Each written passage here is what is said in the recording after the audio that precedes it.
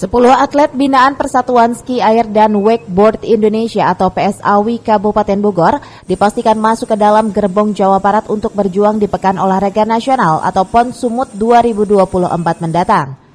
Hal ini disampaikan langsung Ketua PSAWI Bumi Tegar Beriman, Indradi. Ia menjelaskan 10 dari 19 atlet yang lolos kualifikasi PON Sumut 2024 merupakan atlet binaannya. Sementara sisanya merupakan atlet dari Kabupaten Bekasi, Kota Bandung, Kabupaten Bandung Barat, dan Kota Bogor. Saat ini latihan terus ditingkatkan di Danau Jatiluhur yang memang banyak memiliki venue ski air di PON 2024, yaitu di Danau Toba. Para atlet di Jatiluhur ini kemampuannya secara teknik terus diasah.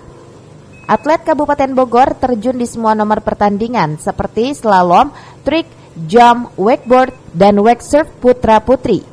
Jika tidak ada aral melintang, awal tahun 2024, pengurus PSAWI Bogor juga akan mendatangkan salah satu pelatih ternama di Asia untuk mempertajam teknik di beberapa nomor agar kemampuan para atletnya terus ditingkatkan.